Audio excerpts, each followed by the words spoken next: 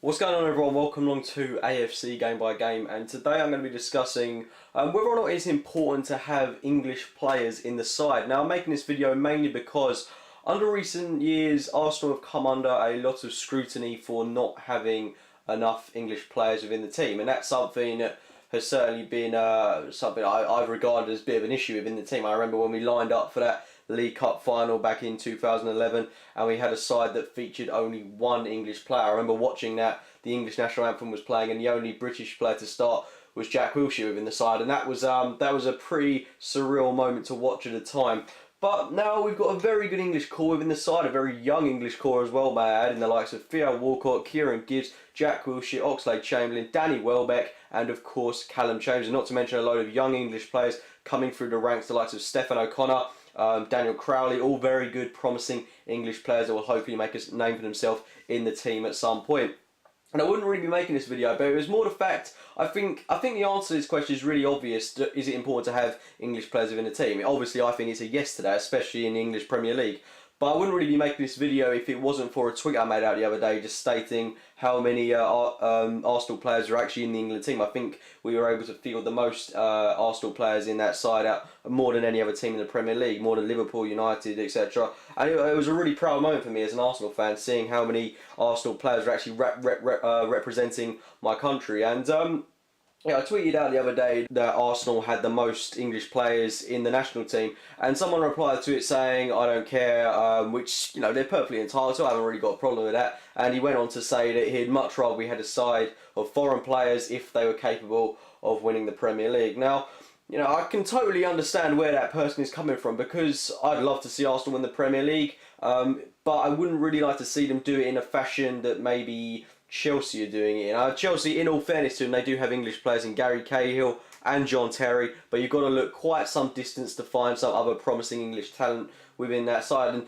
Manchester United were a side that was so renowned for their English players, and they did have a fairly good British team up until this point. But since Louis van Gaal's come in, they've got a whole array of foreign talent into the side, which they've had to do because their squad, if it was going to compete, they had to spend big money this campaign. That's exactly what Louis van Gaal's done, and they're left with a side that can't boast many English players apart from maybe Wayne Rooney, Ashley Young, and of course they've got a couple of other English players in there, but they're not of the calibre that you would expect of Manchester United, in all fairness to them. The likes of Chris Smalling, certainly I wouldn't regard as Manchester United quality, but it's great to see all these English players Arsenal have got, and I think it's incredibly important that we've got these players. Like I said, especially after recent years where we've had a team that couldn't boast barely any English players, it's great to see, especially, I'm going to pick out individuals, Kieran Gibbs making his debut, well not debut, but kind of rejuvenation of his England career, because I thought he was immense against San Marino. Of course it is only San Marino, but you can only beat what's in front of you, and Gibbs had another outstanding game.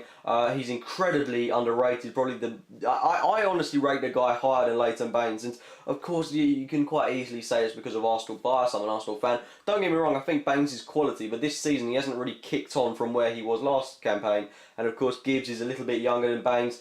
He's got pace that maybe Baines lacks in some areas, very good crosser and very good defender as well, and that's why I really rate Kieran Gibbs, and I think he's warranted a start as England's first choice left back for the moment. Callum Chambers as well, only 19 years old, starting for England as well, what was the first choice right back against San Marino the other day, and he is another one that's incredibly promising.